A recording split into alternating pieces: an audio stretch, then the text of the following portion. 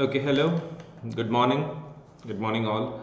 Welcome again for the next period of chemical effects of electric current. This lesson we have already started like 2 periods back, and we have completed some basic sections. In the last period, what we had seen was that there are something called as electrolytes and there is something called as non-electrolytes, correct? So this is what exactly we had covered last time. But today, what we are going to go for is, last time we covered what is electrolyte and what is non-electrolyte. Agreed? Am I audible? Just let me know so that we can start up. Yes, write it in the comment section. I can see your comments. I can see your comments. Just write it in the comment section. Am I audible? Can we start? Last time we had completed electrolytes and non-electrolytes. Can somebody give me definition of electrolytes? Can somebody give me definition for electrolytes? What are these substances? What are these kinds of substances? Like, what is so special about them? What is so special about them? Just write it fast in the comment section. What is so special about electrolytes?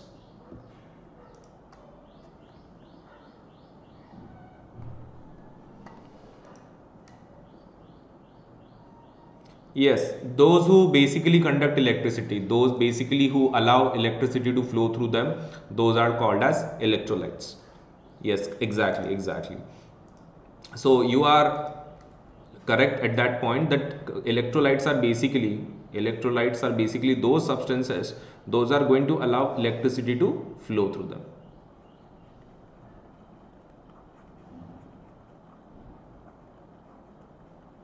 But we have also seen these are basically liquid substances. These are basically liquid substances.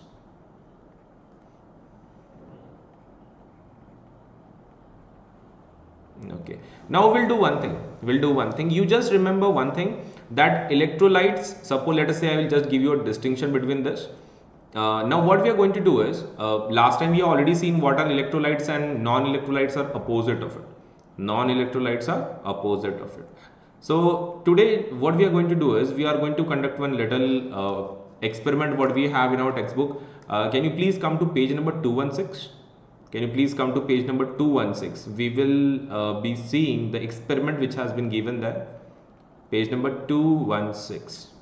Let me explain you what it is and then we'll start solving it. Is it fine? Page number 216 of the textbook, please open it and we will start that experiment which has been given there.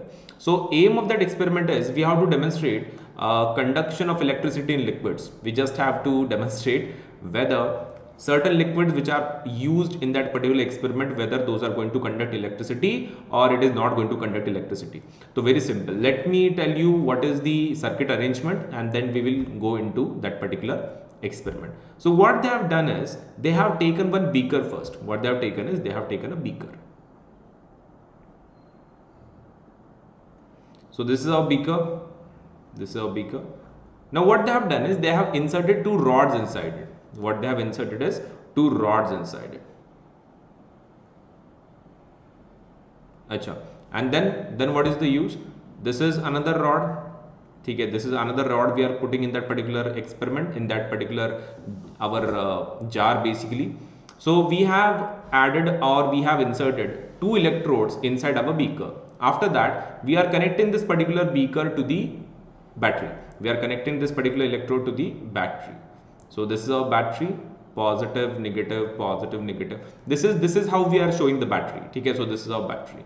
Now with the battery, there is a switch also.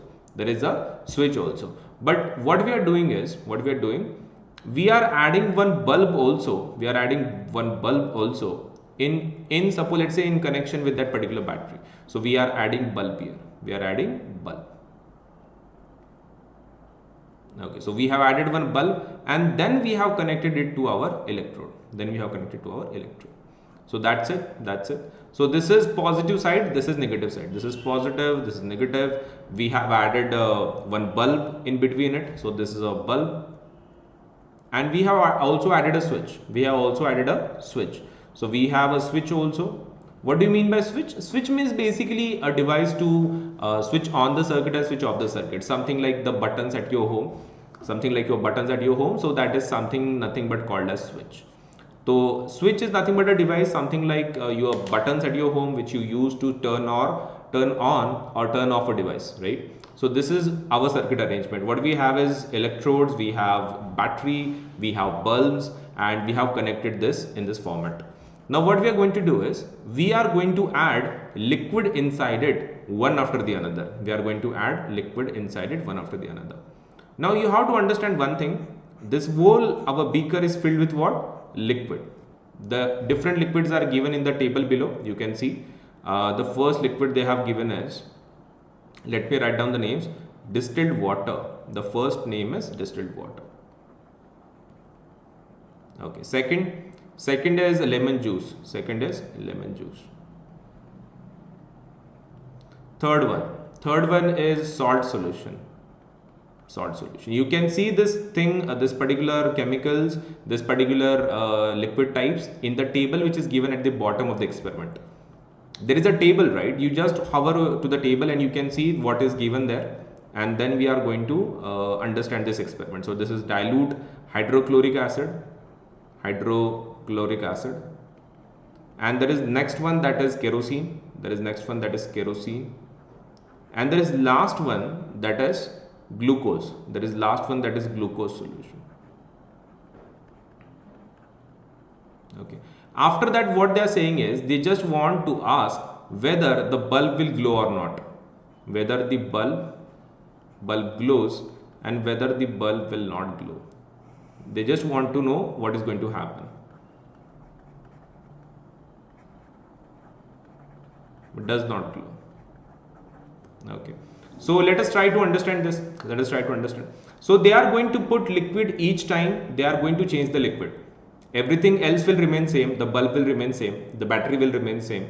The switch will remain same. What is going to change is this liquid. This liquid they are going to change again and again.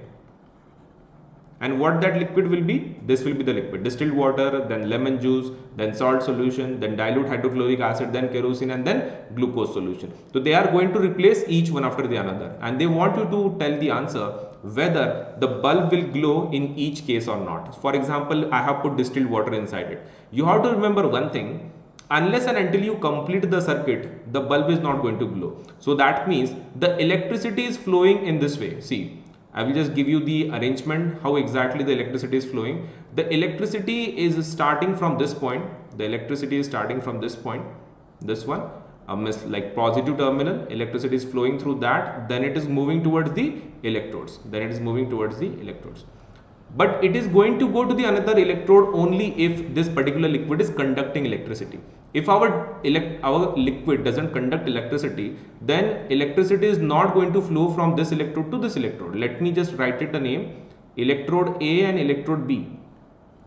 Electricity can flow from electrode A to electrode B only if the liquid which we have used is an electrolyte.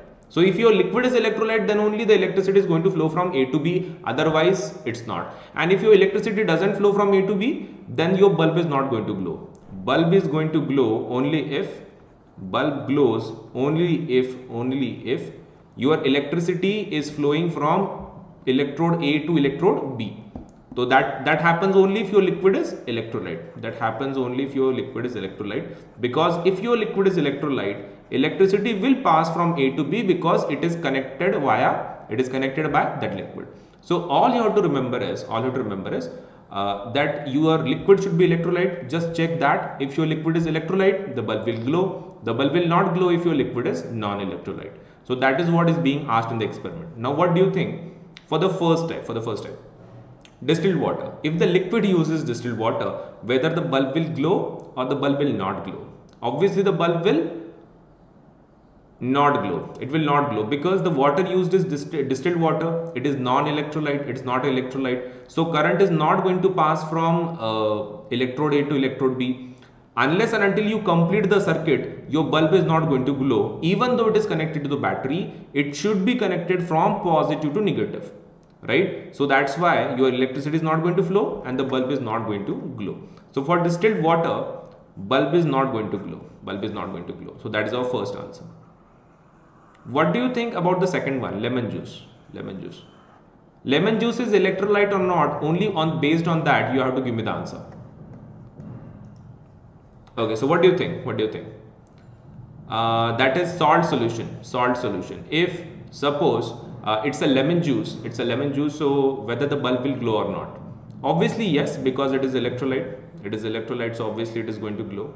What about salt solution? Salt solution is also electrolyte, so bulb is again going to glow, right? What about dilute hydrochloric acid? Dilute hydrochloric acid. It is one of the acids, it's an electrolyte, definitely going to glow. What about kerosene? What about kerosene? Kerosene is an electrolyte or non-electrolyte? What do you think? Okay, so basically kerosene is a non-electrolyte. It's a non-electrolyte, it is not going to conduct electricity, right? Okay, so bulb will not glow. Bulb will not glow in case of kerosene also. And the last one, glucose. Glucose, what do you think? Glucose is electrolyte or non-electrolyte? It's a non-electrolyte, right? So that means the bulb is not going to glow. The bulb is not going to glow. So can we just write down the type there? The type. What we'll do is, in front of the table, what we are going to do is, for electrolyte, we will use the word E. For electrolyte, we will use the word E. And for non-electrolyte, we will use the word N. या फिर Ne. For non-electrolyte, we are going to use the word Ne. Okay, so let us do this. So what exactly is happening is, distilled water is basically non-electrolyte, right? It is non-electrolyte. So let me put it there. Let me put those values, non-electrolyte. What about lemon juice? Lemon juice is an electrolyte. Salt solution is also electrolyte. Hydrochloric acid, that is also electrolyte. Kerosene, that is non-electrolyte. And what about glucose? That is also non-electrolyte. Okay? So your answer is going to be only for three cases out of the total 5, bulb is going to glow. Are you understanding this? How, suppose let's say we have found out whether the bulb is going to glow or not. If your liquid is electrolyte, the bulb is going to glow. If your electrolyte is not, suppose let's say is basically non-electrolyte, your liquid is non-electrolyte, then your bulb is not going to glow. Understood? A very simple way to understand: if it is electrolyte, the bulb is going to glow. If it is non-electrolyte, it's not going to glow. So you just have to use the previous list which was taught to you last time, this one. All you have to do is use this list to give the answers for the question. Fine? Okay. Can you do one thing for me?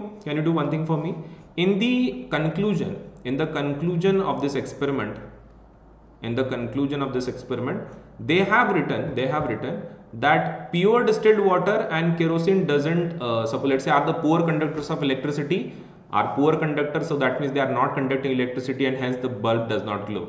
Can you please add one more name there? Because according to our information, distilled water, kerosene and glucose, these are the 3 liquids in our experiment which was not allowing the bulb to glow. So can you do one thing?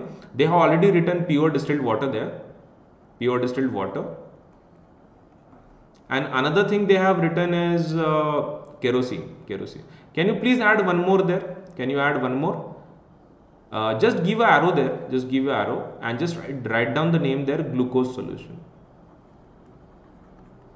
They have forgotten that's a print mistake there in the textbook. So you just have to add one more in that. Pure distilled water, glucose solution and kerosene are the non-electrolytes, are the poor conductors, and hence the bulb does not glow. So just add one. So please add this one.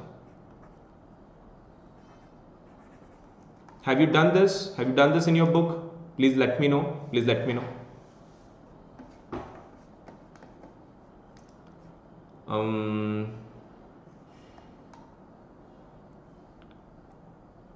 Okay. Now electrodes can be made up of any metal. Electrodes technically can be made up of any metal. That is up to you what kind of electrodes you can use. You can either go for suppose let's say metal rods. Any metal you can take. You can take iron, you can take aluminium. You can even go for suppose let us say graphite rods. So it just depends on you. The kind of electrodes you are going to use, it depends on your usage. You can use a metal, you can use even graphite rods, So that is up to you. Okay, that is immaterial. That is immaterial. What kind of electrodes you are going to use, that is up to you. Okay, but it should basically a conductor. The only necessity is that the electrode should be made up of conductors. That means it should carry electricity. If it doesn't carry electricity, then there is no use. The circuit will not work unless and until you use metal conductors, or suppose let's say at least electrodes which are made of conductors. So you can use any material. The only necessity is that your electrode should be conductors.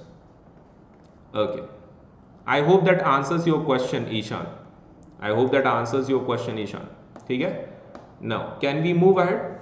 Have you understood this experiment, how it has been done, and have you added the name? Have you added that extra name, that is glucose? You just tell me, you just tell me. Write it in the comment section so that I can understand that this experiment is complete and you have added that particular glucose solution there.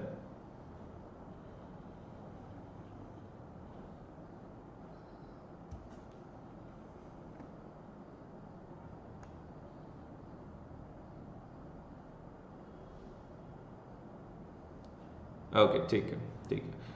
Now, let me just tell you that what exactly is the reason that your distilled water is not carrying electricity, but tap water is carrying electricity. So let me just give you in short version. I'm going to explain this in very short.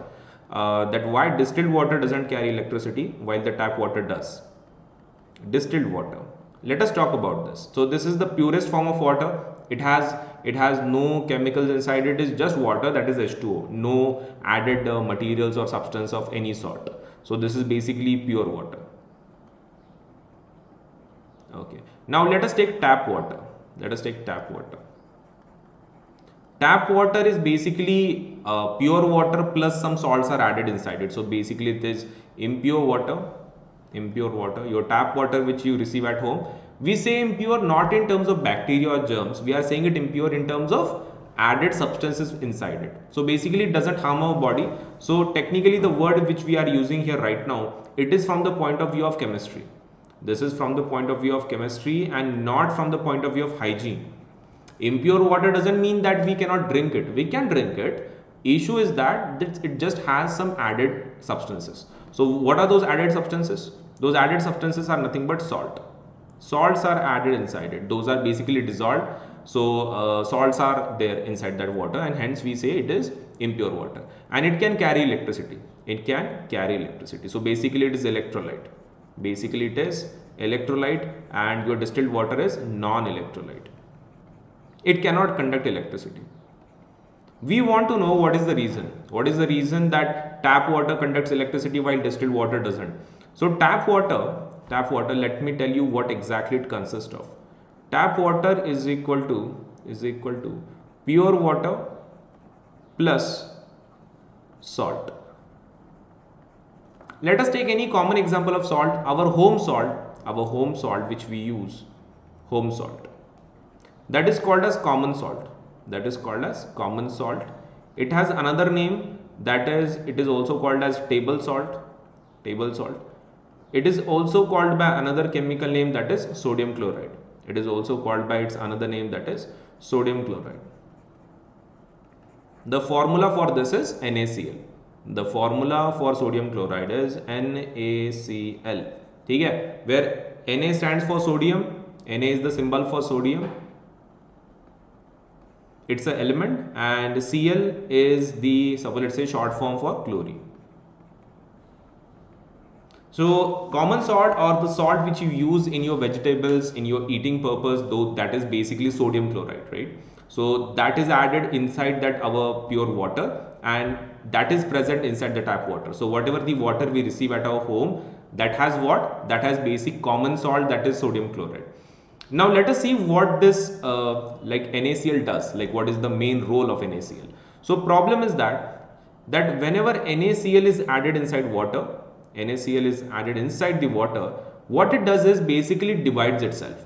It divides itself. Divides into what? It divides into Na and Cl. It divides into Na and Cl. So that is the logic. NaCl divides itself, divides into Na and Cl. Now you might say, sir, what is the basic difference? Like NaCl is anyway combined form. What is so different if they get separated? What is so different if they get separated? What is the logic behind this? So when they divide themselves due to water they divide themselves, and they are going to create positive and negative charges. They are going to create positive and negative charges. So can I say this is positive because this has positive, suppose let's say sign over it. So basically it is positive charge. It is positive charge. And this is negative charge. This is negative charge. Okay. But according to you, what is electricity? Electricity, what is the reason why electricity flows? The reason what you have learned in previous session was electricity flows due to flow of electric charges.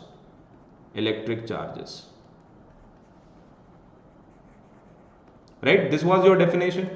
This was your definition which you have learned last time, that electricity flows due to flow of electric charges. And what are electric charges? Basically positive and negative are the electric charges, positive or negative.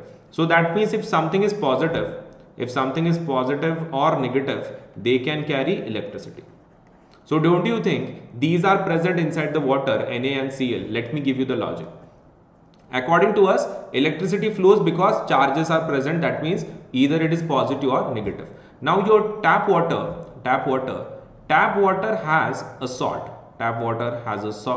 named sodium chloride, that is Na and Cl. And you also know for a fact they can create Na plus and they can create NCl minus, right? Okay, now question is, these are charges, these are positive charge and this is negative charge. So don't you think that these charges are responsible for the electricity which is flowing through our water? When we are using this water, electricity is flowing through it. The reason behind that is because these charges are present there. This positive and this negative charge is present. Because of that, our electricity is flowing through that particular tap water. So it is electrolyte because of these particles. This is electrolyte. Tap water is electrolyte because of these charged particles. Are you understanding this? Write it in the comment section whether you have understood this point completely. Our salt is NaCl. It is going to divide into Na plus and Cl minus. And as these are charged particles, we can say that tap water is being electrolyte because of presence of these two particles. So that is the logic.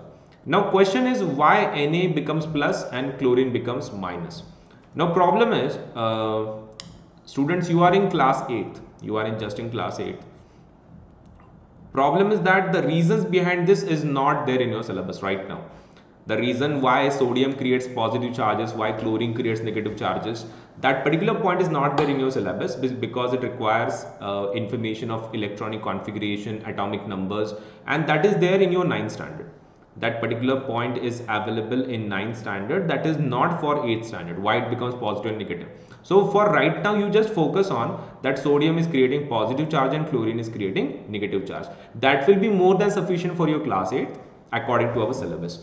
But when you will be reaching 9th standard, I will be teaching you, for example, why they create positive charges and why they create negative charges. But right now you don't need to remember those. So can we move ahead?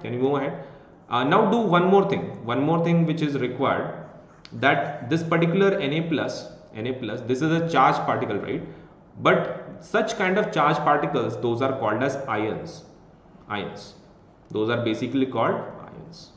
So you don't need to always write down the word charged particle. The another word you can use is ions. So you can you just do one thing? At the end of the page 216, can you please write it somewhere in the blank margin that ions is equal to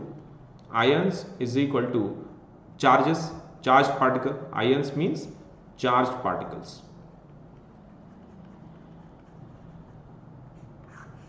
So ions can be positive, ion can be negative, as charged particles can be also positive and negative. Ions can also be positive and negative. So have you understood this? Write it in the comment section.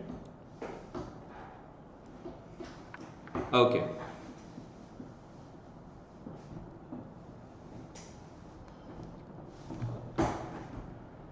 Fine.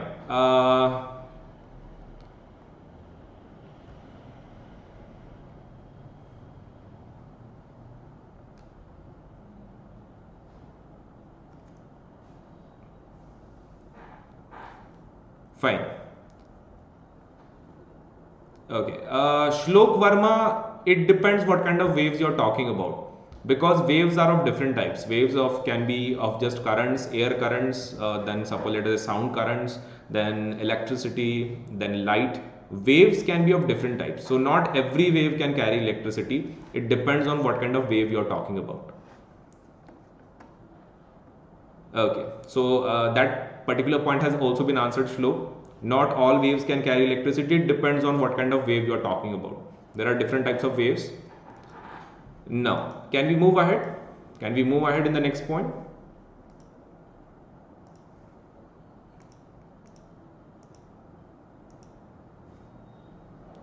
Okay, okay. So what we are going to do is, we are going to understand, suppose, all the rest of the things in the next session. In the next session, we'll be continuing with our discussion about chemical effects of electric current, and we'll see what is electrolysis and what exactly is chemical effects of electric current. But right now, I hope you have understood this experiment, that why, suppose let's say in which condition the bulb glows, in which condition it does not glow, and another condition which you must have understood is that why electricity flows through electrolytes and why it doesn't flow through non-electrolytes. So the only reason is that electrolytes has something called as charged particles, and those charged particles are nothing but positive and negative charges. Because of those charges, electrolytes can conduct electricity, and this is basically not present in non-electrolytes. So that is that, and ions are nothing but called as charged particles. So that is our complete topic of the day. We'll be meeting in the next session about the rest of the topic. Fine.